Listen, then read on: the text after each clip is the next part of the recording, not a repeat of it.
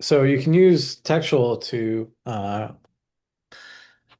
build RAG applications on top of sensitive data. The challenge with using sensitive data in RAG applications is, well, one, you may not want to expose this data to third-party LLMs. And two, even if you don't do that, like the vector embeddings that you create in order to retrieve your data against, those contain as much information as the underlying text. And so even if you encrypt your text in your vector DB at rest, the vector embeddings are not going to be encrypted, and those should be considered sensitive. So the answer is you should redact uh, all sensitive information before you ingest into a vector database and before you send it off to a third-party LLM.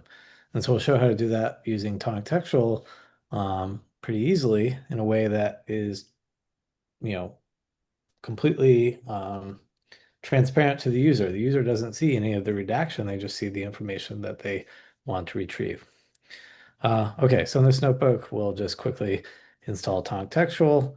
Um, we'll, once that's installed, then we can go ahead and invoke it from the API. Just to prove that this works, let's just do a quick little redaction. Let's see what happens. Right. So we see that my name, Andrew Steele, is redacted as given name and family name.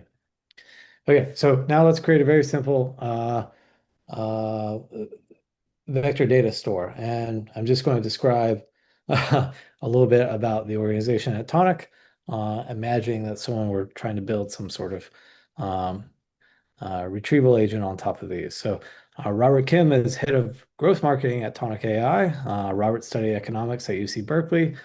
I, Andrew Steele, am head of AI at Tonic.ai, and I studied math at Georgia Tech and Boston University. And so now if we redact these things, oops, I actually have to instantiate that. If we redact these, then we see that the given names are redacted by default, as well as the occupations and organizations. Um, Now, of course, like not every bit of information that textual redacts by default is always considered sensitive. We detect over 30 types of entities, but some of these may or may not be considered sensitive for your application. So, typically payment information and account numbers should always be redacted before you're going to ingest them into a vector DB or, throw them at a third-party LLM. But, individual names may or may not be considered sensitive. Maybe it's information about, a public organization. In this case, like just for show, we'll pretend that, basically all these things like names and organizations, phone numbers, contact information, ID numbers, etc. These are all considered sensitive, but we'll consider occupations, which we redact by default, to be not sensitive. And so with this configuration, if we redact all of our chunks, this is what we get. Uh, you know, Robert Kim is redacted to this string and is head of growth marketing at this redacted organization. So one thing to note is that Robert is redacted consistently in both of these chunks, which is a piece of information that we'll need later on when we reconstruct everything. Similarly, Tonic AI is consistently redacted here. So these um, ID numbers here identify the organization. Okay, so now we can take these redacted chunks and we can embed them into our vector database. I'm not actually going to instantiate a vector database here. I'll just show you the flow.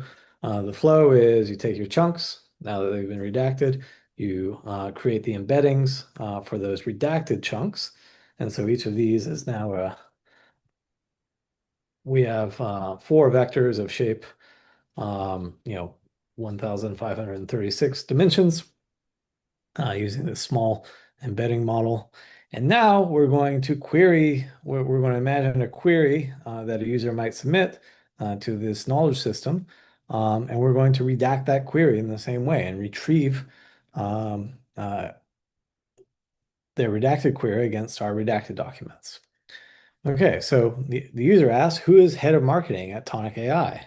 Well, that redacted query becomes who is head of marketing at organization here. And we know that that refers to Tonic AI, but the vector DB and the LLM that we're going to use as our backend don't know. Now we do the typical like dense retrieval thing where we take cosine similarity of our query vector against our chunk vectors and take the, in this case, we'll take top one. So we'll take the most similar vector to be our context for our retrieval. And that context is name given, name family is head of growth marketing at organization blank. Great. So now we're going to send this all to the LLM so the LLM can construct the answer. And again, this is all happening in the background. The user doesn't see any of this. They just submit the query. We retrieve the chunks, and then we send it off to the LLM. Let's see what happens. Okay, we already got a response. The head of growth marketing at organization blah is name given, name family.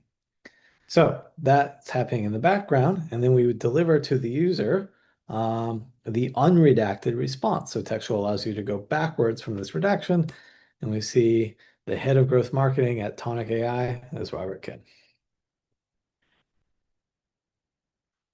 Now the user has the answer. None of the sensitive information has been stored in the vector database, and none of the sensitive information has been transmitted to the LLM.